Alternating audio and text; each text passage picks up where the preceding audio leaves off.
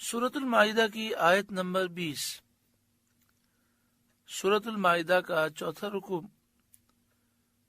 اور چھٹے پارے کا 8واں رکوع۔ وَإِذْ قَالَ مُوسَىٰ لِقَوْمِهِ، اور یاد کرو جب موسیٰ نے کہا اپنی قوم سے، یا قوم اذکروا نعمت اللہ علیکم، اے میری قوم اللہ کا احسان اپنے اوپر یاد کرو، اللہ کی نعمت یاد کرو جو اللہ نے تم پر فرمائی۔ اب آگے اس نعمت کا ذکر ہے۔ اذ جعل فیکم انبیاء، کہ تم میں سے پیغمبر کیے، اللہ نے تمہارے درمیان نبی پیدا فرمائے۔ اس آیت سے معلوم ہوا کہ نبیوں کی آمد بہت بڑی نعمت ہے، اور حضرت موسیٰ علیہ السلام نے اپنی قوم کو اس نعمت کا ذکر کرنے کا حکم دیا کہ آمد نبی کا ذکر کرنا یہ برکات، ثمرات اور فوائد کا سبب ہے۔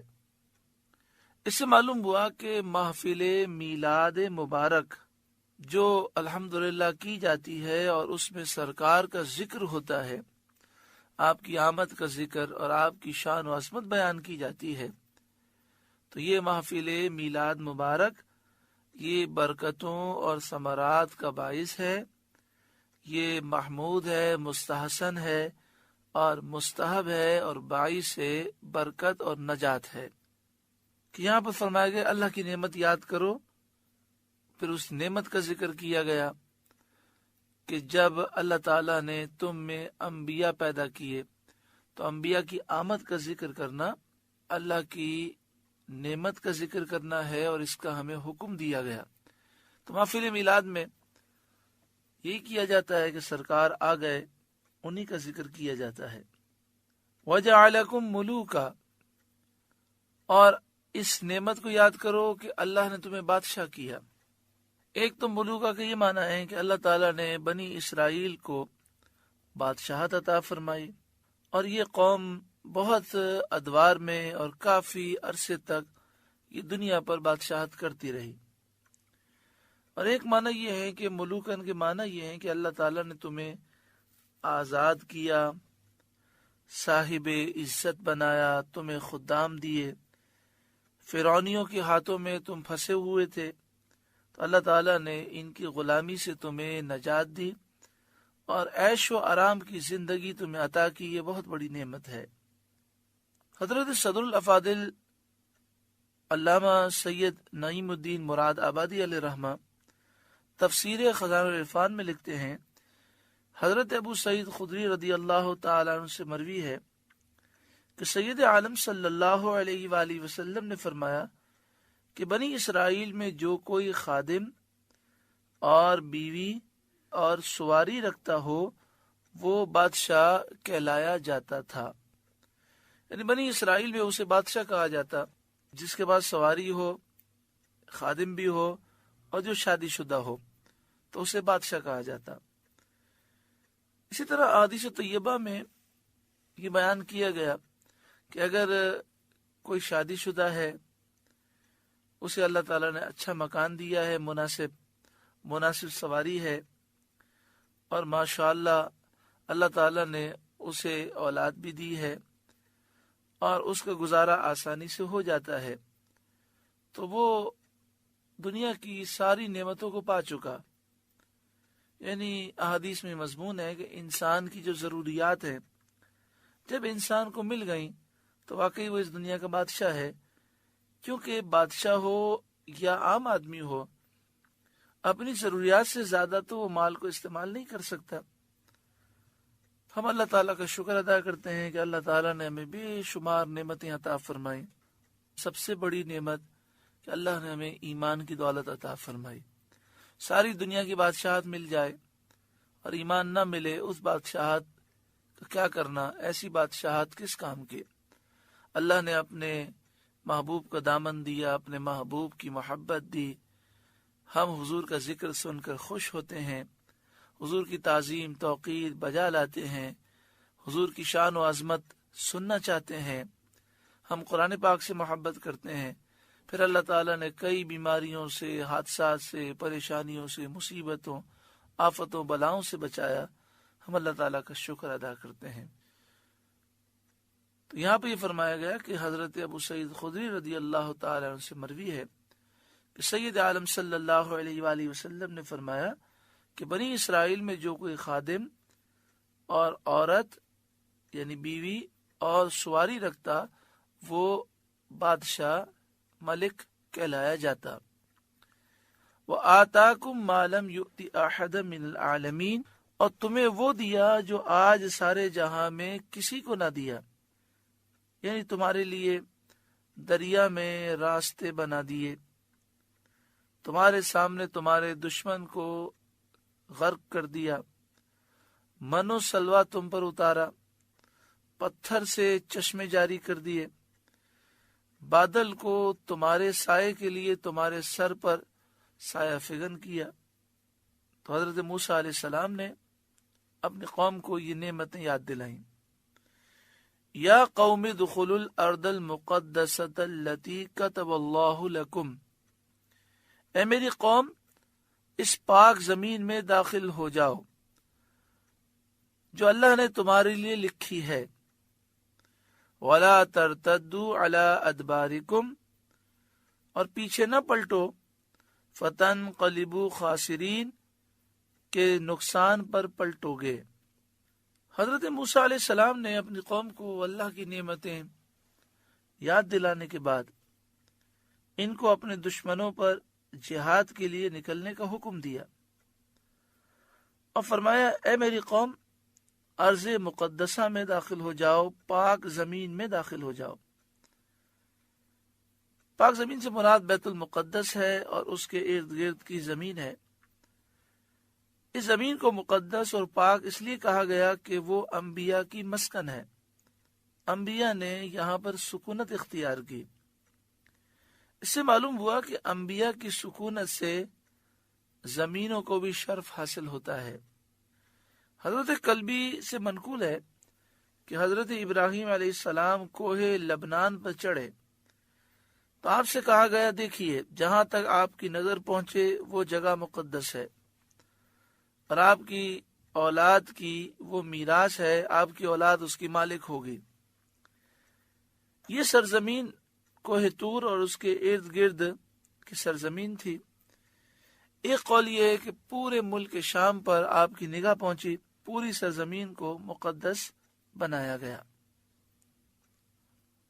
قالوا یا موسیٰ، وہ بولے اے موسیٰ، ان فیہا قوما جبارین، اس میں تو بڑے زبردست لوگ ہیں، بڑے ظالم لوگ ہیں، بڑے لمبے چوڑے ہیں، بہت طاقتور ہیں۔ وَإِنَّا لَن نَّدْخُلَهَا حَتَّى يَخْرُجُوا مِنْهَا، اور ہم اس میں ہرگز داخل نہ ہوں گے جب تک وہ وہاں سے نہ نکل جائیں۔ فَإِن يَخْرُجُوا مِنْهَا فَإِنَّا دَاخِلُونَ، ہاں وہ وہاں سے نکل جائیں تو ہم وہاں جائیں گے۔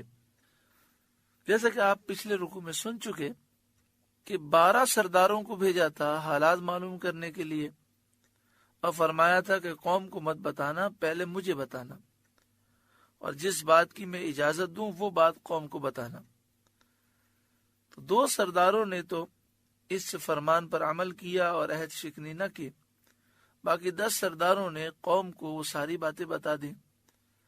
اس طرح قوم کے دل میں خوف بیٹھ گیا، تو اس خوف کی وجہ سے انہوں نے کہا اے موسیٰ ہم جنگ نہیں کریں گے، ہم اس بستی میں داخل نہیں ہوں گے، پہلے ان کو نکالیں پھر ہم داخل ہوں گے۔ موسیٰ علیہ السلام نے فرمایا کہ یہ تو بڑی عجیب بات ہے، ہم جہاد کے لیے آئے ہیں، داخل ہوں گے مقابلہ کریں گے تو یہ بھاگیں گے، اور اللہ تعالیٰ نے فتح کا وعدہ فرمایا ہے، تو وہ اس کے لیے تیار نہیں ہو رہے تھے۔ قال رجلان من الذین یخافون، 2 مرد کہ اللہ سے ڈرنے والوں میں سے تھے، یعنی حضرت کالب بن یوقنا اور یوشع بن نون، جنہیں حضرت موسیٰ علیہ السلام نے بھیجا تھا، اور یہ 12 کے ساتھ گئے تھے، لیکن واپس آ کر انہوں نے اپنی قوم کو کوئی بات نہ بتائی، بلکہ موسیٰ علیہ السلام ہی کی بارگاہ میں ساری باتیں عرض کیں۔ انعم اللہ علیہما، اللہ نے انہیں نوازا، یعنی یہ دو مرد اللہ سے ڈرنے والے تھے، اور اللہ تعالیٰ نے انہیں نوازا تھا کہ اللہ نے انہیں ہدایت عطا فرمائی، انہوں نے عہد کی وفاداری کی، قوم کا حال دیکھ کر وہ راز فاش نہ کیا بلکہ موسیٰ علیہ السلام سے ہی عرض کیا۔ اور ابھی آپ سن چکے باقی سرداروں نے تو یہ راز فاش کر دیا اور قوم کو ساری باتیں بتا کر قوم کو ڈرا دیا۔ انعم اللہ علیہم ادخلوا علیہم الباب، یہ دو مرد جن پر اللہ نے انعام فرمایا تھا، انہوں نے کہا کہ اے ہماری قوم، زبردستی دروازے میں ان پر داخل ہو جاؤ، شہر کے دروازوں میں زبردستی گھس جاؤ، تمہارا کام داخل ہونا ہے، داخل ہوگے تو فوراً مدد آ جائے گی۔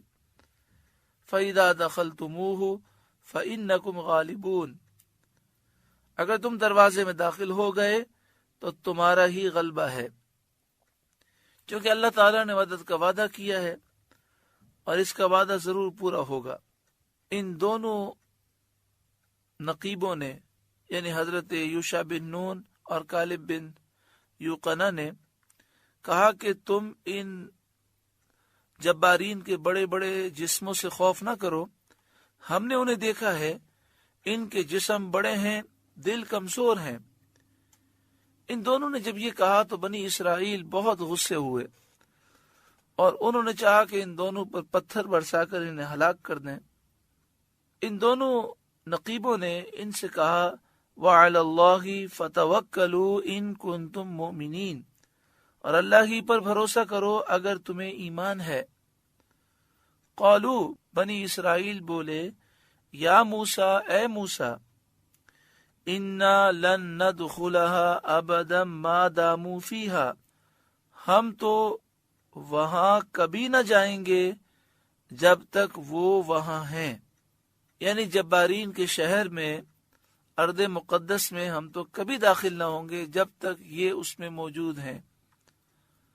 فَاذْهَبْ أَنْتَ وَرَبُّكَ فَقَاتِلَا، تو آپ جائیے اور آپ کا رب جائے، تم دونوں لڑو، اِنَّا هَاهُنَا قَاعِدُونَ، ہم یہاں بیٹھے ہیں۔ بنی اسرائیل نے یہ بات کہہ دی کہ آپ جائیں، اپنے رب کو لے جائیں، اور آپ کا رب دونوں مل کے لڑو، ہم تو یہیں بیٹھے ہیں، جب یہ قوم بھاگ جائے گی تو پھر ہم ارض مقدس میں داخل ہوں گے۔ ایک طرف یہ بنی اسرائیل کی سرکشی ہے اور دوسری طرف نبی اکرم صلی اللہ علیہ وآلہ وسلم کی اصحاب کا عشق اور ان کی محبت کا انداز ہے۔ نبی اکرم صلی اللہ علیہ وآلہ وسلم بدر شریف کی طرف روانہ ہوئے۔ 40 افراد کا قافلہ تھا جنہیں گرفتار کرنا تھا، جو شام سے مکے کی طرف آ رہا تھا، لیکن وہ قافلہ ہاتھ سے نکل گیا، اور اس قافلے نے یہ اطلاع دے دی مکے میں کہ مسلمان ہمیں گرفتار کرنے کے لیے آ رہے ہیں، تو 1000 کا لشکر مسلمانوں سے مقابلے کے لیے آ گیا۔ اب نبی اکرم صلی اللہ علیہ وآلہ وسلم نے صحابہ کرام سے فرمایا، ہم 40 افراد کے مقابلے کے لیے چلے، وہ تو ہاتھ میں نہ آیا، لیکن اب سامنے سے 1000 کا لشکر ہے، اس سے مقابلہ کرنا ہے، تمہاری رائے کیا ہے؟ 8 تلواریں، 6 زرہ، 2 گھوڑے، 313 تعداد ہے۔ تعداد کے لحاظ سے دیکھا جائے تو 1000 کا لشکر، 313، 3 گنا کا فرق ہے، لیکن اسلحے کے لحاظ سے دیکھیں تو صرف 8 تلواریں، 6 زرہ، 2 گھوڑے، کوئی مقابلہ ہی نہیں ہے۔ لیکن جب پیارے آقا صلی اللہ علیہ وآلہ وسلم نے فرمایا تو صحابہ کرام نے اپنی محبتوں کا ذکر کیا۔ جب آپ نے انصار کی طرف دیکھا تو حضرت سعد بن معاذ کھڑے ہوئے جو انصار کے قبیلے اوس کے سردار تھے۔ عمر مبارک آپ کی کوئی زیادہ نہیں تھی، آپ جوان تھے، تقریباً 30 سال آپ کی عمر مبارک تھی، اور آپ نے کھڑے ہو کر عرض کیا یا رسول اللہ صلی اللہ علیہ وسلم، یہ بدر تو یہیں پر ہے، اگر آپ ہمیں حکم دیں تو کیسر و کسرا پر ہم حملہ کر دیں، آپ کے حکم پر ہم دریا میں چھلانگ لگا دیں گے، آگ میں کود جائیں گے، ہم آپ کے آگے پیچھے دائیں بائیں جانوں کے نذرانے دیں گے، ہم بنی اسرائیل کی طرح نہیں جنہوں نے کہا فَاذْهَبْ أَنْتَ وَرَبُّكَ فَقَاتِلَا إِنَّا هَاهُنَا قَاعِدُونَ، کہ اے موسیٰ آپ جائیے، آپ کا رب جائے اور دونوں مل کے لڑیں، ہم تو یہیں بیٹھے ہیں۔ ہم ایسا نہیں کہیں گے، ہم تو آپ کے حکم پر اپنی جانیں نچھاور کریں گے۔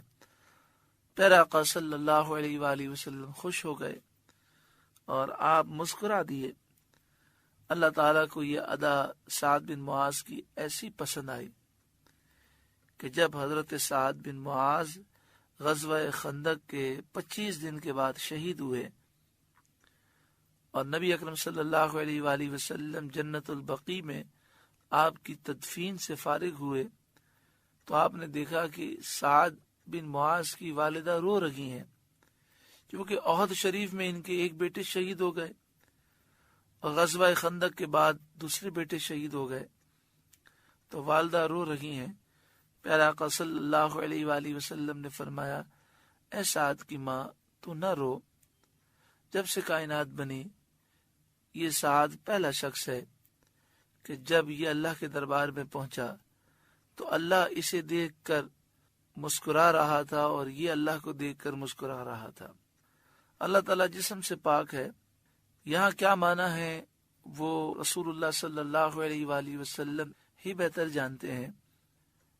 اس میں حضرت سعد بن معاذ کی فضیلت کا ذکر ہے کہ اللہ نے خاص انعام و اکرام کی بارشیں فرمائیں، ان کے جذبے سے اللہ تعالیٰ ہمیں بھی حصہ عطا فرمائے۔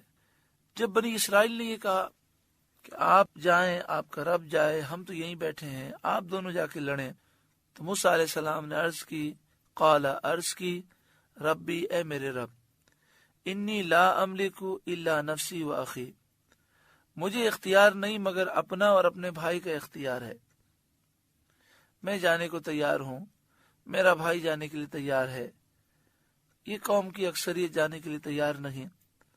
فَافْرُقْ بَيْنَنَا وَبَيْنَ الْقَوْمِ الْفَاسِقِينَ، تو ہم کو ان نافرمانوں سے جدا رکھ، ہمیں ان کی صحبت اور قرب سے بچا، یا یہ معنی ہے کہ ہمارے ان کے درمیان فیصلہ فرما۔ بعض فرماتے ہیں یہ معنی ہے کہ ان پر جب عذاب نازل ہو تو ہمیں اس عذاب سے محفوظ فرما۔ قال، فرمایا فَإِنَّهَا مُحَرَّمَةٌ عَلَيْهِمْ 40 سَنَةً، تو وہ زمین ان پر حرام ہے 40 سال تک، یعنی زمین میں یہ 40 سال تک داخل نہ ہو سکیں گے۔ یتیہون فی الارض، بھٹکتے پھریں گے زمین میں۔ فلا تأس علی القوم الفاسقین، تو تم ان فاسقوں کا افسوس نہ کھاؤ۔ وہ زمین جس میں یہ لوگ بھٹکتے پھرے 9 فرسنگ تھی، یعنی چند میل پر مشتمل تھی۔ قوم کی تعداد 6 لاکھ تھی اور جنگی سامان بھی ساتھ میں تھا اور بہت سا سامان تھا۔ یہ 6 لاکھ افراد تمام دن چلتے تھے اور اس میدان تی سے نکلنے کی کوشش کرتے، جب شام ہوتی تو اپنے آپ کو وہیں پاتے جہاں سے چلے تھے۔ یہ ان پر سزا تھی۔ حضرت موسیٰ علیہ السلام، حضرت ہارون، حضرت یوشع، حضرت کالب وہ بھی وہیں تھے۔ یہ میدان بنی اسرائیل کے لیے عذاب تھا، مگر حضرت موسیٰ، حضرت ہارون، حضرت یوشع، حضرت کالب کے لیے اللہ تعالیٰ نے آسانی فرمائی اور ان کی مدد فرمائی۔ جیسے حضرت ابراہیم علیہ السلام کے لیے اللہ نے آگ کو گلزار بنا دیا، سلامتی بنایا، سرد بنایا، تو اسی طرح حضرت موسیٰ علیہ السلام، حضرت ہارون، حضرت کالب، حضرت یوشع جو اللہ کے فرمانبردار تھے ان کے لیے اس میدان میں اللہ تعالیٰ نے آسانی پیدا فرمائی۔ اتنی بڑی جماعت کا اتنے چھوٹے سے زمین کے حصے میں 40 برس تک آوارہ اور حیران پھرنا اور کسی کا وہاں سے نہ نکل سکنا، یہ خوارق عادات میں سے ہے، یعنی عادتاً یہ ایک مشکل امر ہے، عادتاً یہ ناممکن ہے، مگر یہ حضرت موسیٰ علیہ السلام کا معجزہ کہ اس چھوٹے سے علاقے میں یہ گھومتے رہے، 40 سال تک نکلنے کی کوشش کرتے رہے لیکن اس علاقے سے باہر نہ نکل سکے۔ جب بنی اسرائیل نے اس جنگل میں حضرت موسیٰ علیہ السلام سے کھانے پینے دیگر ضروریات کا مطالبہ کیا اور تکالیف کی شکایت کی تو آپ دیکھیں اللہ تعالیٰ کتنا کریم ہے۔ انہیں 40 سال کے لیے اس میدان میں قید کیا گیا سزا کے طور پر، لیکن جب موسیٰ علیہ السلام نے دعا کی تو اللہ نے کرم فرمایا اور من و سلوہ ان پر نازل کیے۔ 40 سال تک من و سلوہ نازل ہوتے رہے۔ سلوہ کے بارے میں ایک روایت یہ ہے کہ یہ بھنے ہوئے بٹیر تھے، اور من کے بارے میں ایک روایت یہ ہے کہ یہ سفید شہد کی طرح میٹھی چیز تھی۔ اور اس 40 سال میں لباس خود بخود ان کے بدن پر اللہ تعالیٰ نے پیدا کر دیے۔ اب انہیں لباس کی ضرورت نہ تھی بلکہ لباس خود بخود پیدا ہو گیا، اور جسم اگر بڑھتا تو لباس بھی بڑھتا تھا، اور وہ لباس میلے نہیں ہوتے تھے۔ ایک سفید پتھر کوہ طور کا عنایت فرمایا۔ جب رخت سفر اتارتے اور کسی وقت ٹھہرتے تو حضرت موسیٰ علیہ السلام اس پتھر پر عصا مارتے، اس سے بنی اسرائیل کے 12 گروہ کے لیے 12 چشمے جاری ہو جاتے۔ سایہ کرنے کے لیے ایک بادل بھیجا گیا۔ میدان تیہ میں جتنے لوگ داخل ہوئے ان میں سے جن کی عمر 20 سال سے زیادہ تھی سب وہی انتقال کر گئے۔ صرف حضرت یوشع بن نون اور حضرت کالب بن یوقنا 40 سال کے بعد بھی زندہ رہے۔ جن لوگوں نے ارض مقدسہ میں داخل ہونے سے انکار کیا ان میں سے کوئی بھی پھر داخل نہ ہو سکا۔ 40 سال وہ قید رہے اور پھر 40 سال کے بعد بھی ارض مقدسہ میں ان میں سے کوئی داخل نہ ہو سکا۔ کہا گیا ہے کہ میدان تیہ میں ہی حضرت ہارون علیہ السلام، حضرت موسیٰ علیہ السلام کا وصال ہوا۔ حضرت موسیٰ علیہ السلام کے وصال سے 40 برس بعد حضرت یوشع علیہ السلام کو نبوت عطا کی گئی اور جبارین پر، کافروں پر جہاد کا حکم دیا گیا۔ تو آپ باقی بچ جانے والے بنی اسرائیل کو ساتھ لے کر گئے اور آپ نے کافروں سے جہاد کیا اور ارض مقدسہ کو آزاد کیا۔ سورۃ المائدہ کا 4واں رکوع مکمل ہوا۔ اللہ رب العالمین اس رکوع کے نور سے، اس کی برکتوں سے ہم سب کو مالا مال فرمائے۔ اللہ تعالیٰ ان نصیحتوں پر ہمیں عمل کی توفیق عطا فرمائے۔ اس رکوع میں اس بات کا بھی ذکر ہے کہ اللہ کی نعمتوں کو یاد کرو۔ انسان کو چاہیے کہ وہ مسلسل نعمتوں کو یاد کرے، جو پریشانیاں ہیں اس کا ذکر کم کرے، نعمتوں کا ذکر زیادہ کرے، تو انشاءاللہ دل میں شکر کا احساس پیدا ہوگا۔ لَإِن شَكَرْتُمْ لَأَزِيدَنَّكُمْ، اگر تم شکر کرو گے تو میں ضرور بضرور نعمتوں میں مزید اضافہ کروں گا۔ اللہ تعالی ہمیں عمل کی توفیق عطا فرمائے۔ اللہ